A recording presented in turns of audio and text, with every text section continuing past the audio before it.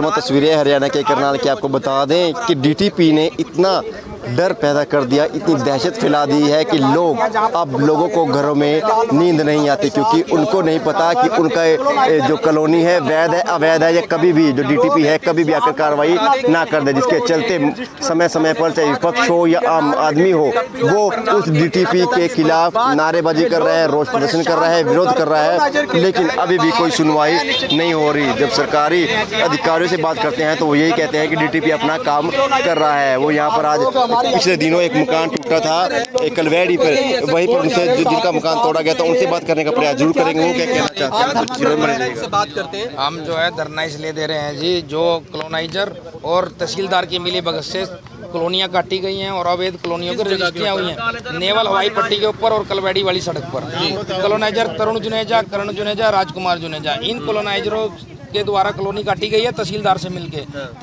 से मिलकर कॉलोनी काटने के बाद जब हम प्रशासन के पास शिकायत लेकर जाते हैं कि ये देखियो जी इन्होंने कॉलोनी काटी हुई है, और वो कहते हैं कि डीलरों के खिलाफ कार्रवाई की जाए। डीलरों के खिलाफ कार्रवाई क्यों की जाए?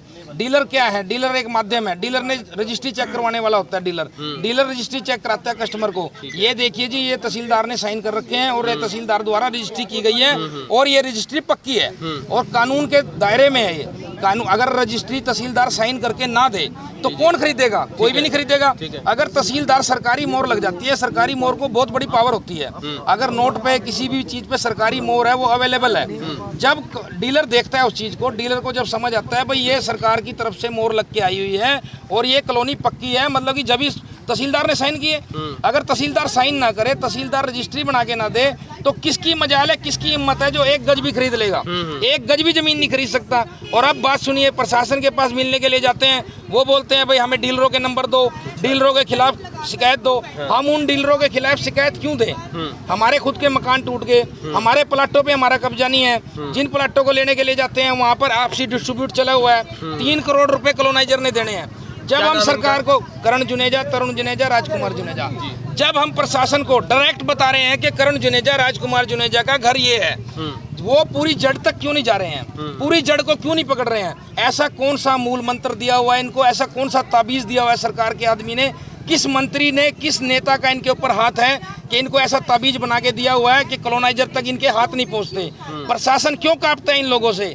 ऐसा क्या है? एक कुर्सी पे बैठा हुआ अधिकारी बहुत बड़ी पावर रखता है, वो उस कुर्सी पे उस दिन बैठता है जिस दिन वो उसको साक्षी मानता है, भाई मैं इस रोजगार पर बैठ के गरीब आदमियों का भला करूंगा। लेकिन उस कुर्सी पे बैठने के बाद उसकी कलम क्यों डोलती है? ऐसी कौन सी ताकत है? ऐसे कौन से शरारती लोग हैं जो शरारती तत्व हैं, इन ऐसी ताकतों को बढ़ावा देके गरीब आदमियों को लूटने का काम कर रहे हैं? इन गरीब आदमियों को जो लूट रहे हैं, इनके खून पसीने की कमाई, एक पाई, किसी ने 300 की दिहाड़ी करी, किसी ने 500 की दिहाड़ी करी, किसी की लगी ना लगी, किसी ने किसी से उधार उठा के इनके प्लाट लिए गए हैं। ये उधार लेके, पैसे किसी से पकड़ के, रिश्तेदारियों से पकड़ के, जब जाके इन लोगों के एक प्लाट ले सकें। कोई 40 गज का है, कोई 50 गज का है, कोई 100 गज का है। लेकिन लूटने वालों को ये नहीं पता। आप इन लूटने वालों का घर देखो, कितने गज में इनका घर है और कितनी कीमत से इन्होंने अपना घर बनाया हुआ है। क्या परेशानी इनकी ओर से आ रही है? इनकी ओर से परेशानी ये आई है, सुबह आते ही इन्होंने हमारे साथ लड़ाई करने की बात कही। अच्छा। हमने कहा हम शांतिपूर्ण आपके घर के बाहर बैठे हैं। वो बोले आदमी मेरे पास भी है, मेरे पास बदमाश है। मैंने कहा आप बदमाशों को बुला सकते हो, ठीक है। गरीब आदमी वैसे मरा पड़ा है, थोड़ा सा तुम्हारी बदमाशी से मर जाएगा। फिर एक बात और सुनो, ये एरिया सेक्टर का लगता है। यहाँ पे सेक्टर 8 की पुलिस आके दखल दे सकती है या किसी को बोल सकती है, पूछ सकती है। कोई शिकायत करेगा, उनको आने का अधिकार है, राइट है। फिर हम उनको जवाब भी देंगे। लेकिन किसी और थाने से फोन आ रहा है कि भाई आप उनके घर के आगे जाकर क्यों बैठे हो? आप ये देखिए प्रशासन में इनके कितनी पकड़ है, कौन कौन से आपराधिक तत्व इनके साथ जुड़े हुए हैं, कौन सी ऐसी ताकतें इनके साथ जुड़ी हुई हैं जिन्होंने सीएम का मूल मंत्र है या पीएम का मूल मंत्र है, किसने इनको तवीज बना के दिया हुआ है कि तुम्हारे तक आंच नहीं आएगी, उन गरीब डीलरों तक आंच आ जाएगी जो एक तहसीलदारी द्वारा बनाई हुई रजिस्ट्री को चेक करके सारा काम कर रहे हैं। हम कॉलोनी वासी हैं, हमारे वहाँ पर प्लाट हैं और दीवार पे किसी का नंबर लिख जाने से ऐसी शरारतें सरकार द्वारा की जा रही हैं। दीवारों पे नंबर लिख जाते हैं डीलरों के। डीलर और वो एडवाइजर के मामले में बहुत फर्क होता है। डीलर वो होता है जो लाइसेंस लेके बैठा है प्लॉट कॉलोनी काटने के लिए। एडवाइजर वो होता है जो लोगों को समझाता है भाई ये गलत है या सही है, यहाँ लेना चाहिए या नहीं लेना चाहिए।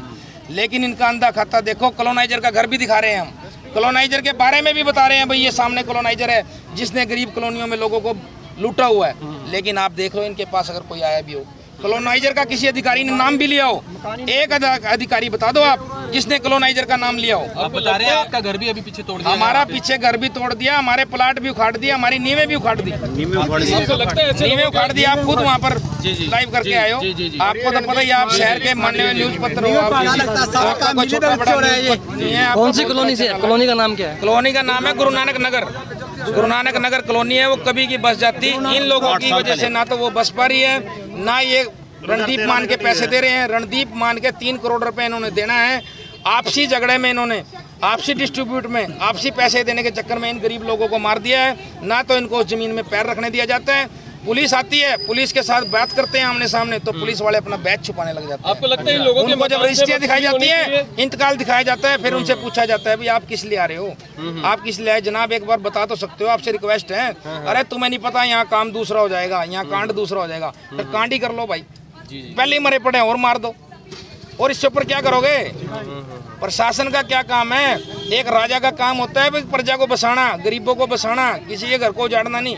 वहाँ पर बड़ी बड़ी बिल्डिंगें बनाने का प्लान चल रहा है भाई। जो सरकार के साथ जुड़े हुए हैं, भाई ये हमारे को ज़मीन दिलवा दें, इनको उठाओ, इसको हम डबल में ले लेंगे, इसको 8 करोड़ में ले लेंगे, इसको 20 करोड़ में ले लेंगे, जो 4-5 घर है तुड़वा दो, और जो ज़मीन बचेगी इसको हम इतने प्रोजेक्ट में ले लेंगे। कल को यहाँ हवाई अड्डा आना है और यहाँ के रेट बढ़ेंगे। साजिश कई तरीके की हो रही है। मिली भगत से सरकार तक जो है टैक्स का पैसा भी जा रहा है और लोगों उसका है ये मामला। और हमें 2 महीने हो गए जी कॉलोनाइजर के घर चक्कर काटते, लेकिन टाइमिंग हर हफ्ते टाइम देता है कि अगले हफ्ते करवा दूंगा, अगले हफ्ते करा दूंगा।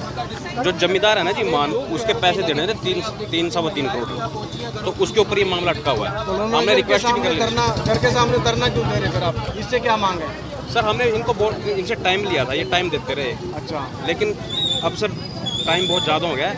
हमने भी सर हमारा इन्वेस्ट किया हुआ है हमने वहाँ पे। आपके वहाँ मकान तोड़े जा रहे सारे? मकान तोड़े जा रहे, प्लाट जो हमारी नींव नहीं भरने दे रहा वही वहाँ।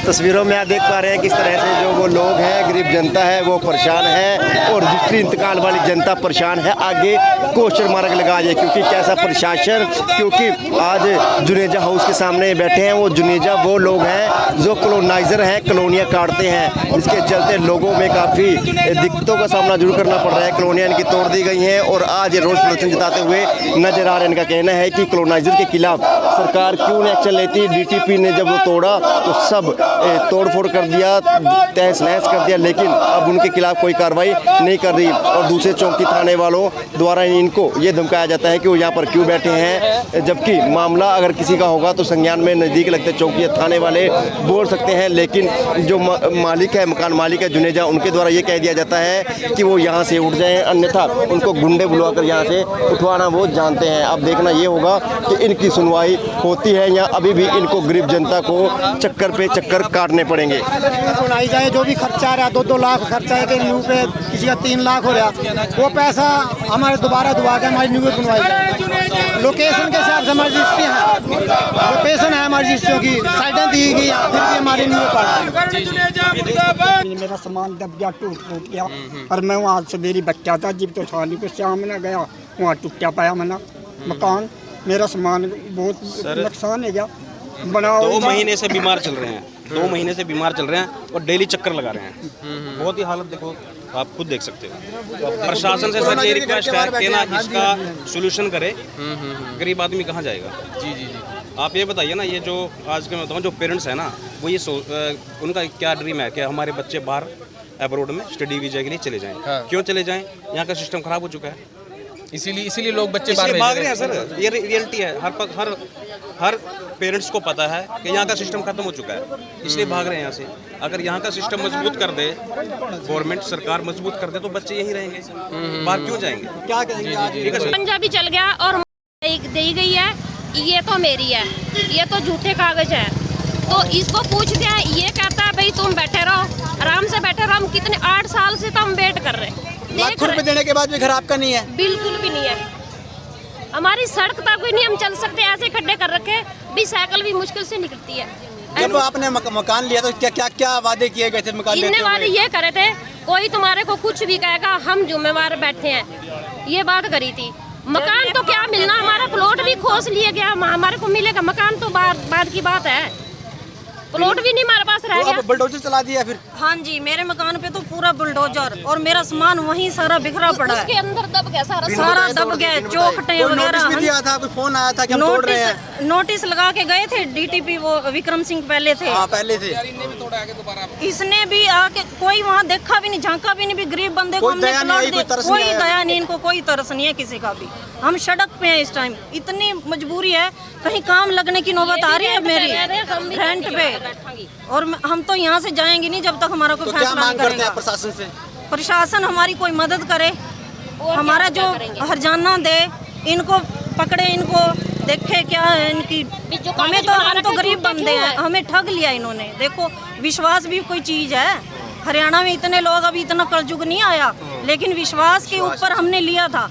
राजवीर डीलर था इनका वहाँ पे, लेकिन उसने मेरे नाम है रजिस्ट्री। हम थोड़े से वो रह गए कि चलो जानकारी में लिया है, हाँ जी, तो इसमें ना तो रजिस्ट्री थी उनके नाम ना कुछ। वो कहने लगा 1200 गज मेरे नाम है, लेकिन वहाँ कोई ऐसा प्लॉट नहीं था। तस्वीरों में देख पा रहे हैं किस तरह से जो महिलाएं हैं वो भी आज इस टेंट के नीचे धरने पर बैठी हुई हैं, उसके सामने बैठी हुई हैं और ये कहते नज़र आ रही हैं कि उनको अब सड़क पर लाने के लिए जो डीटीपी है उसने मजबूर कर दिया है, जिसके चलते आज ये सड़कों पर बैठकर अपना विरोध प्रदर्शन जताती हुई जरूर नज़र आ रही है। अब देखना ये होगा इन महिलाओं के जो सपने देखे थे कि अपना घर होगा, हम उसमें आलीशान तरीके से रहेंगे, लेकिन अपना घर होने के बावजूद भी, लाखों रुपये लगाने के बावजूद भी अब वो किराए के मकानों में उनको रहना पड़ रहा है। तस्वीरें हरियाणा के करनाल की हैं। पल पल की अपडेट रहेगी। खबर को लाइक और शेयर जरूर कीजिएगा।